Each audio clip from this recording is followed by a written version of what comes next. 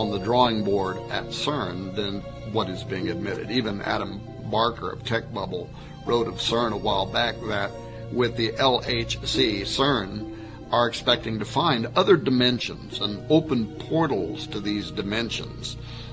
If you have the image of Stargate in your head right now, you're spot on. That's what he said.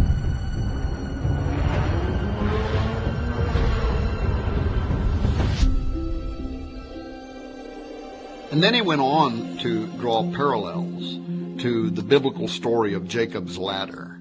Perhaps you remember the dream that says, "Behold, there was a ladder set up on the earth, and the top of it reached to heaven. And behold, the angels of God were ascending and descending on it." Then Jacob wakes up from his sleep and he says, "Surely the Lord is in this place, and I did not know it."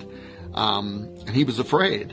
And he says, "How awesome is this place? This is none other than the house of God, and this is the gate of heaven." Genesis 28. Now this ladder, described in the first book of the Bible, describes something like a portal from heaven to earth through which God's angels, interdimensional and spiritual beings from another reality, were traveling. When Jacob wakes up, he refers to the location as a gate, much like today's trendy terms gateway or Stargate. One of CERN's goals is to recreate Jacob's ladder, according to Barker, and to reopen a portal. Now, Sergio Bertolucci, who is the official director for research and scientific computing at CERN, he was asked a while back about this extra-dimensional doorway by the Register, which is a London and New York operated science and technology journal. And he didn't hesitate with an enlightening response. He said, "Yes, out of this door might come something, or we might send something through it." Now, prophecy in numerous parts of the Bible refer to a coming day when portals will be opened and spiritual entities are going to pass through and come to the earth. Now, if that's true, and if those verses are accepted for their literal meaning and not written off as some kind of poetic allegory, as some scholars have claimed, then the idea of CERN playing with gateways is a major concern. This is Houston. Say again, please? And if, as CERN claims, they're only out to explore space, time, matter, particles, and the origin of our known universe and planets from exclusively a scientific or Darwinian-related perspective, if their agenda is unrelated to Bible prophecy entirely, then what is it with all this mystical symbolism that they knowingly are associating themselves with? Wouldn't it be more appropriate for them just to proudly display a polished statue of a particle or some artist depiction of the Big Bang instead of the statue of Shiva? For those who have not yet heard about this controversial piece of art that CERN proudly exhibits between buildings 39 and 40 near the main building of their operation, it stands as really the most visible and celebrated imagery behind their work, Shiva. This is the Hindu god of destruction.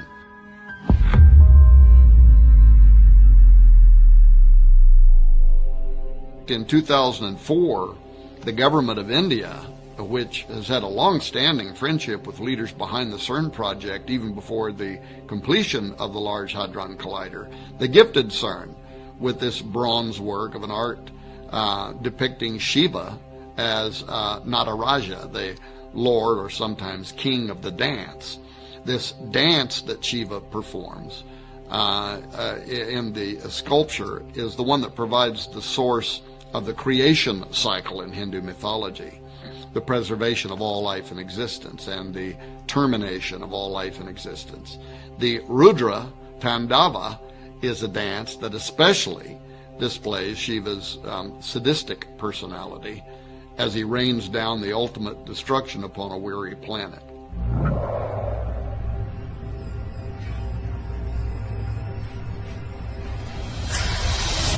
The plaque at the side beside the statue, however, reads in part, "Hundreds of years ago, Indian artists created visual images of dancing Shivas in a beautiful series of bronzes.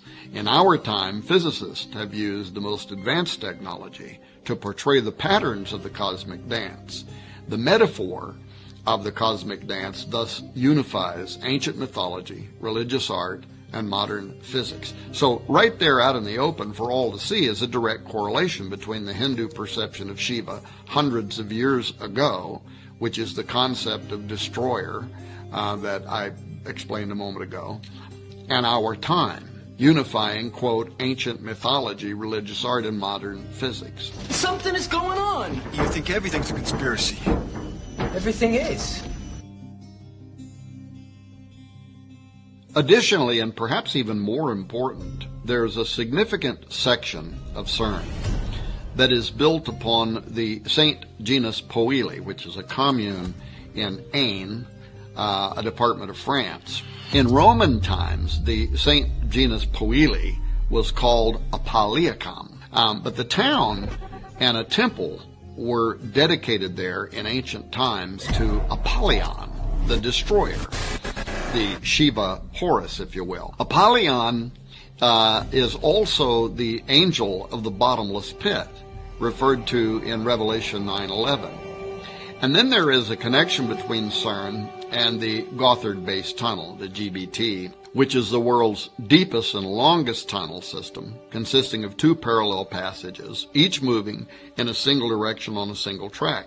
The GBT passes directly beneath St. Gothard's Pass, a strategic north-south corridor that connects northern and southern Switzerland.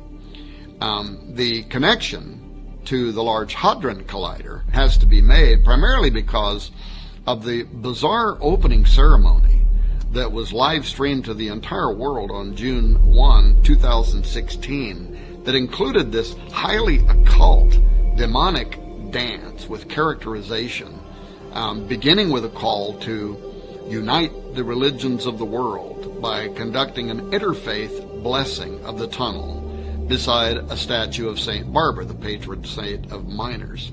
Following the blessing at the statue of St. Barbara, the press, along with visiting dignitaries, also paid tribute to the 9 miners who had lost their lives during construction of the tunnel. Bodio's southern portal provided the visiting dignitaries a disturbing parade, really, of miners, erotic dancers, zombies, fallen angels, all of whom were obeying the call of what they called the shepherd, whose yodels invoked the appearance of the event's infernal master of ceremonies, a goat man, portrayed by a young and energetic dancing male. This creature is shown with a Baphomet headdress, a goat demon's head, if you will, and a goat body costume with a hairy pelt, and then it had a formal tuxedo over the top. The imagery was heavily evocative of the German and Bavarian Christmas demon known as Krampus. Now, according to tradition, Krampus accompanies St. Nicholas on his midwinter rounds with the intent to steal boys and girls, putting them into a basket carried on his back, or he may decide to beat them with branches for being naughty. Maurice Bruce published a book on pre-Christian Alpine traditions in 1958, and he had this to say about the half-goat, half-demon entity. There seems to be little doubt as to the true identity, for in no other form is the full regalia of the horned god of the witches so well preserved. The birch, apart from its phallic significance, may have a connection with the initiation rites of certain witch covens, rites which entailed binding and scourging as a form of mock death. The chains could have been introduced in a Christian attempt to bind the devil, but again, they could be a remnant of pagan initiation rites. Many show the goat man in formal dress and a tuxedo-style cutaway formal coat and trousers, but with his usual horned goat face and always with his tongue extended. Now, this tongue out pose seems to be popular with ancient gods, whether they're Mayan, Hindu, Babylonian, Egyptian, Greek, or even British. For some reason, the coat of arms from the Prince of Wales supports both a lion and a unicorn, with their tongues extended, for instance. More than likely, this tongue position represents sex magic, fornicating with fallen angels. The ancient symbol of the horned god, referenced by Maureen Bruce in the quote that I made a moment ago, it allows us to connect our goat demon from the opening ceremony at the GBT to CERN. Despite the fact that the Large Hadron Collider sits 3 to 4 hours down a twisty road from the location, the horn god's circular logic and passion for human depravity, Hernunos, as is sometimes called, or Cernunnos, or the Green Man of British lore, simply had to make an appearance at this occult ceremony. Josh Peck and I and many other researchers have written extensively regarding the in-game plans for tunneling beneath the earth and smashing atoms to smithereens as nothing more than a thinly veiled attempt to open portals. But the opening ceremony at Gotthard made it clear that these portals are intended to do something else, and that is to release demonic entities. The twin tunnels of the Gotthard base tunnel commence with twin portals on a single track. These northward and southward journeys symbolize the death, birth, death cycle of the Green Man, who dies in the fall and winter and rises in the spring, summer.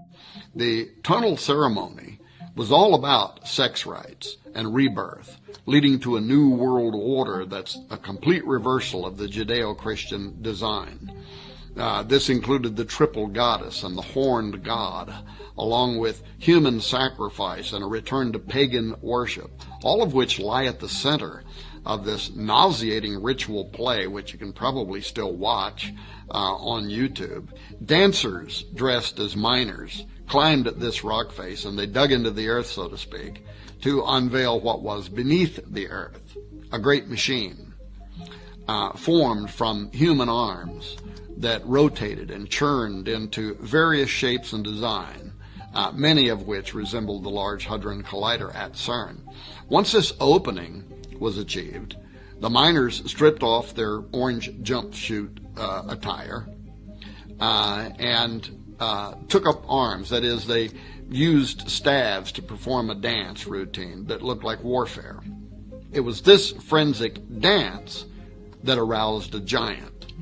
So clearly, the endeavor connected to CERN is far more than Switzerland's braggadocio about an engineering feat. The connection between CERN and ritualistic summoning of a sleeping giant, the horned god of Cernunnos, or even Melkart. Both are types of the rising, dying god, and Melkart slept for half the year, which may be why Elijah told the priests of Baal to call louder, because he might be sleeping.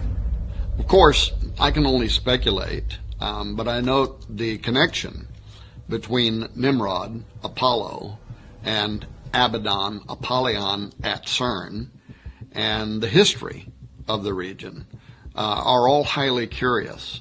Apollo was worshipped by the Romans of that area, as well as the Greeks and in central France. Apollo was equated with the Celtic god Atep Omerus. These two characters were combined to create Apollo Atep Omerus, which can be translated as great horseman or possessing a great horse. In the Celtic belief, horses were closely related to the sun. The interesting thing to note is the connection between this idea of Apollo being associated with horses in France, where part of the LHC and CERN resides, and what the book of Revelation states about Abaddon, where it says, "And the shapes of the locusts were like unto horses prepared unto battle, and on their heads were as it were crowns like gold, and their faces were as the faces of men, and they had a king over them, which is the angel of the bottomless pit, whose name in the Hebrew tongue is Abaddon, but in the Greek tongue hath his name Apollyon. End quote. I also note that Revelation chapter 9, after describing how these devil worshippers will be judged during the Great Tribulation period, it ends in verse 21 saying, neither repented they of their murders, nor of their sorceries, which is the Greek pharmakia, nor of their fornication, nor of their thefts. Now, pharmakia is the word that describes the ancient occultic effort to use mind-expanding drugs during rituals in order to open a doorway for making contact with unseen supernatural entities. So, given these descriptions, is it possible that CERN will have something to do with the opening of the bottomless pit described in Revelation 9?